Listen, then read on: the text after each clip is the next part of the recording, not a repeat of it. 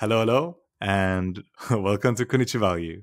Today, I have a very special guest, Yuka from Japanese IPO, who's an expert in Japanese stocks, Japanese IPOs, and a lot of things regarding Japan. So, Yuka, I'm so happy you're here, and I just would love for you to introduce yourself, who you are, and what Japanese IPO is, and your experience in the stock markets. Ray, thank you so much for giving me this opportunity to showcase, the Japanese stock market, which is my passion for a long time.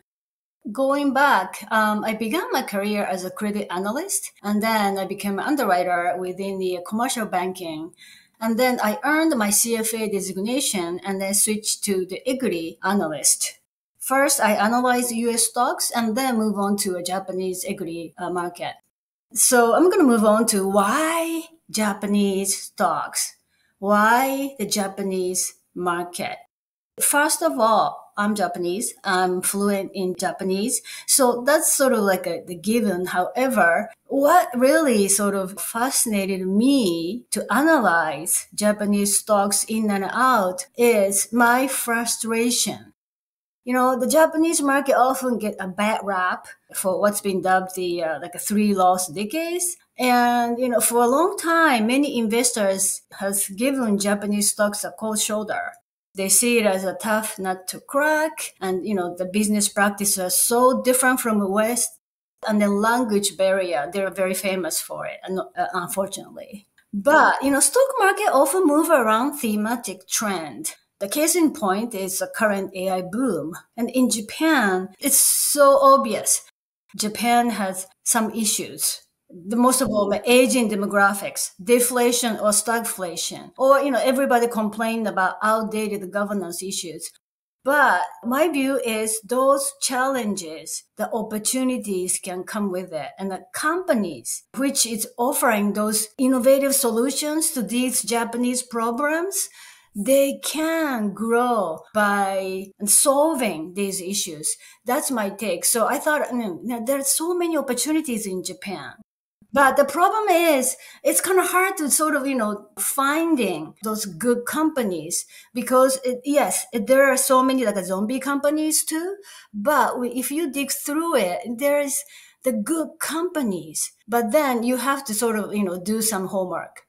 So I understand that you know a lot about Japanese stocks. You are a person of Japanese descent. So obviously you understand the cultural nuances and the language in Japan, which is a huge help. I know from myself analyzing Japanese stocks that so many companies, they don't produce any information in English and they have a lot of cultural aspects that people don't understand abroad. So I want to dig deep into some of the stocks you really love and ask you for advice on some really cool companies in the Japanese market.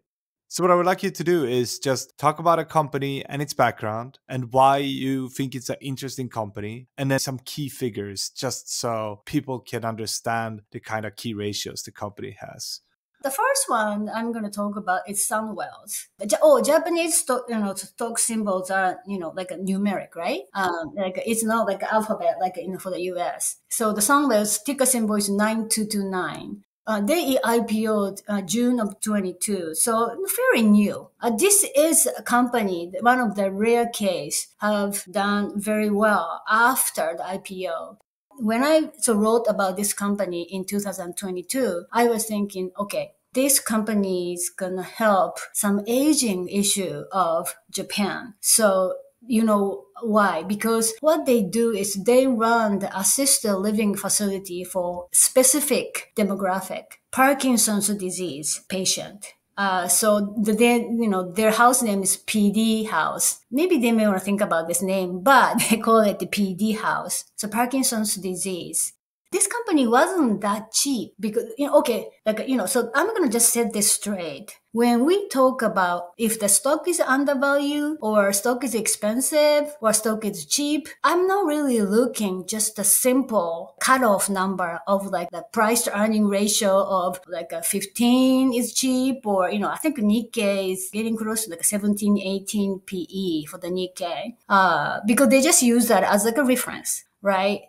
they're trading at this 38 times, which is not cheap. And the price to book is 11 times. And, many the company trading in Tokyo Stock Exchanges, trading at the below one.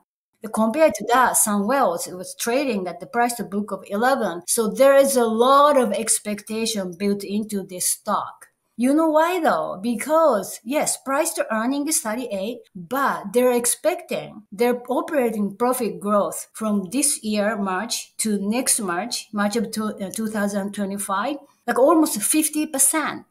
That's the growth they're expecting. The dividend yield is kind of low, 0.46 is nothing because they're investing in their growth. Those they're kind of still small. The market cap in 95 billion yen is it's granted very small, but like I said, it's growing. They're sort of like they're at each PD house. Parkinson's disease house is 96% occupancy average. And then like they have experience in this industry for 10 years. And then one of the reasons that I always look at the management, what kind of management we are sort of talking about. This management is still young, but this founder has suffered when he was younger at a very tough disease, but he recovered. But it took him the 3-4 years of rehabilitation. And then he realized in Japan, yes, you hospitalize to sort of treat the disease first. But hospital don't have capacity to go through your 3 to 5 years of rehabilitation. The many patients are sent back to home and then they're on their own. Family members, they don't know how to, help your family member go through this tough rehabilitation. And I've heard family members tend to too easy on the patient. Like, the patient complain, it's too tough. I cannot go through this rehab. And the family members, oh, okay, you can skip today. And then that's not good for the patient. So this is actually one of the competitive advantage of the Sunwells is their 10-year of track record. Because when the patient think of, okay, I need to go through some rehab house, first name comes to their head is Sunwells, the name recognition they have established. Then none of their peers, they don't have this rehabilitation facility. They sort of combined assisted living plus rehab. They have, the doctors and nurses on board. So because of, this mindset, because they have such a high market share and the mind share of the patient, the competitors is going to hard to compete with the Sunwells. And this is an industry where you require a lot of trust because it's a long process. So this sounds like the first mover advantage here is so valuable. Yeah. And it's insane that the company IPO'd in 2022 and it has this advantage already. That's crazy. How long have the company existed for? Oh, yeah, 10 years. Okay, that's insane. So that's Sunwells. That sounds like a super interesting pick. Yeah, this is not the recommendation, by the way. It's information only. Yeah, absolutely. Everything that is said here is information only. Any other companies you have that are equally interesting? Next one is, Bank of Nagoya, 8522. The bank, the bank is tend to go like they're not in with fair favor. They said, Japanese bank, oh my gosh, there are so many of them. Like that's true, right? Like there is, when you go to like in Tokyo, there are rows and rows with many Japanese banks. Like thinking, which one should I go to, right? But they're sort of going through a lot of consolidation issue. Because like I said, Japan is a population declining, meaning depositors are declining. So they have to sort of, this sort of adjust to this new normal of population decline. Now, why then I'm talking about a bank and then like a bank based in Nagoya on top of that? There's a reason. Always there's a reason, right? Now, like earlier, I talked about what's going on in Japan. Now it's the interest rate has been normalized or in the process of normalization, meaning like their interest margin is finally going to become meaningful. The yield curve is like farther you go, like, those upward you go, right? Because there is a more risk. Interest rate being there's a credit risk plus time risk. So the longer you go, the interest rate should be higher, but it wasn't the case in Japan for a long time. But now its interest, yield curve is normalized, meaning a bank can do their typical traditional banking business and then they can make a profit doing that. Then also the reason is like one, macro economy is becoming more favorable to banks operation. And then like now it's Japan has just to get out of the deflationary economy. Its inflationary economy is positive for the economy. Granted, it's going to take a while for Japanese economy to fully recover. And also, I want to mention this March or April, in Japan annually, there is the Shunto. Have you heard of that term, Shunto, Ray? No, please explain. Okay, Shunto is actually in kanji is written spring fight. It's a literal translation, meaning the labor union, like a labor union negotiate with the company's management, and the Toyota is always on top of this negotiation. They negotiate the salary for the upcoming year. And therefore, the first time in many, many years, the big company has agreed for the 5.2 or 3% salary increase. For the large companies, you have to always sort of separate large company with the small to mid enterprises, SMEs. But it's a small step in the right direction because many, many years, almost 30 years, Japanese employees didn't have a salary increase. Because when you think that your salary is increased, what would you do? You may think about, I postpone buying this nice Gucci bag. It doesn't have to be Gucci, but, nice bag. And okay, sometimes, okay, maybe this bag is calling my name. That kind of things. So that is sort of has a good positive cycle for the Japanese economy. And then this smaller bank is a bigger beneficiary of this normalization of economy as a whole because they didn't have the global presence. Bank like a Mitsubishi UFJ, they're almost a global bank like a JP Morgan. So Mitsubishi UFJ, by the way, is 100 times bigger bank compared to Bank of Nagoya. So Mitsubishi Bank has done better so far because global institutional investors flock to the bigger names. But now is the stock picker's game environment. So this is how my mind worked. Okay, economy stabilized, interest rate normalized. Now bank may be the interesting space to look at for the first time in a long time. Now, which bank I want to look at? I don't want to look at the region where the population decline is faster than the national average. And then I thought then it has to be maybe, Yokohama is also greater Tokyo area or maybe Osaka. It is declining. You can escape that, but slowly. And then the one fact that sort of differentiate Nagoya is Nagoya houses the headquarters of Toyota, meaning the suppliers of Toyotas, they're all in Nagoya area. So Nagoya Bank has established for the long, long time this critical relationship with these small to mid companies. So now, the economy improving, like those, the large company do better first, and then those benefits trickle down into the suppliers of these bigger companies. This Bank of Nagoya has 29,000 small corporate clients. They have established a relationship. And then, Japanese company, they tend to value the long-term relationship. They do business with the folks they know. Another Japanese sort of population declining issue is these smaller companies, the owners are aging, meaning they don't have any successors. They say their sons and daughters, Dad, I'm sorry, I'd rather, do something else. I know you love the screw machines that you have built. I know you're supplying to Toyota. That's great, but I want to do something else. So this founder, said, oh my gosh, I built this company for the last 50 years, but I have to give up on this.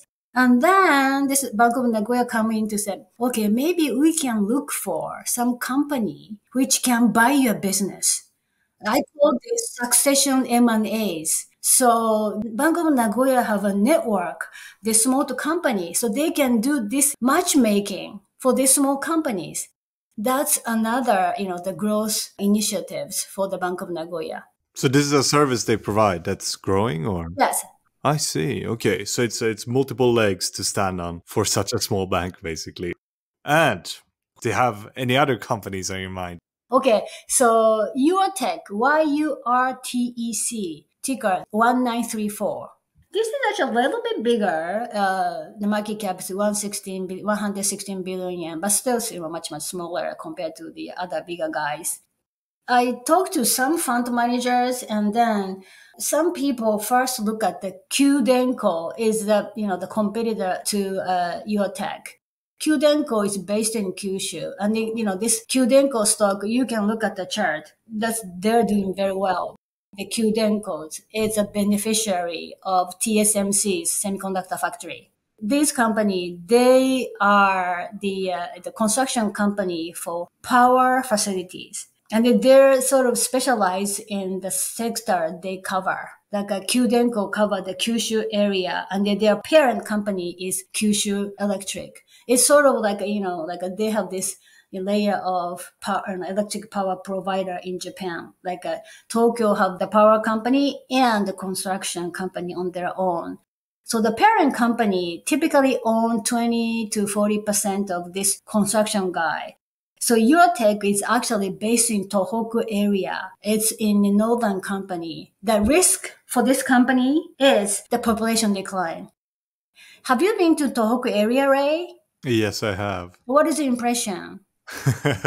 Well, there's a lot of spare settlements for sure, and a lot of people moving to Tokyo from there. Yes. The reason it's just freaking cold there. It's freezing, and then so if you are young guys and okay, I don't want to shovel the snow every winter, every day. Dad, I'm sorry, I'm going to Tokyo, and I'm gonna have an office job.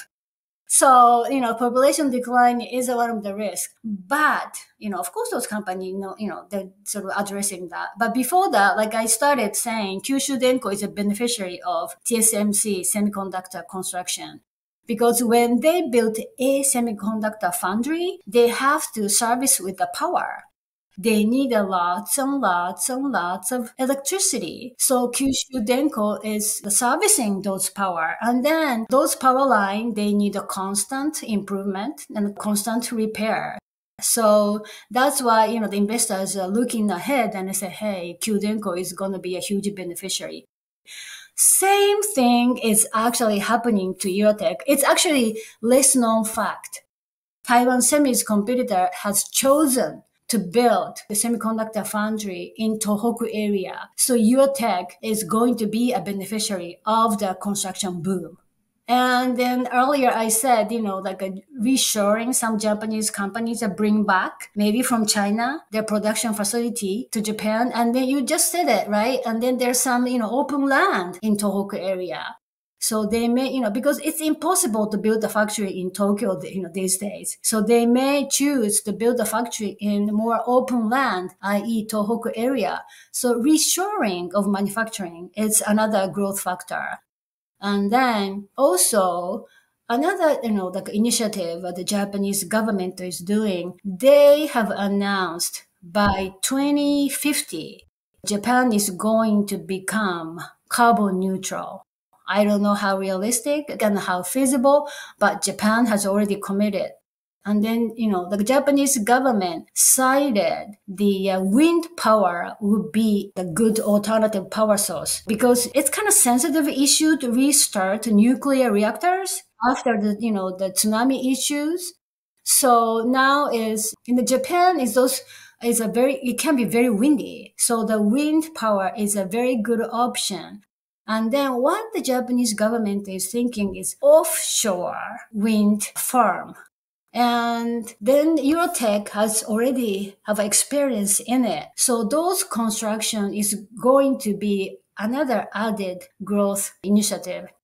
I see. This is very interesting. But I'm wondering, because, looking at your take, they've gone up a lot recently. And it's by no means an expensive stock, but it is definitely possible that a lot of the things you're talking about might be already priced in. Or what do you think?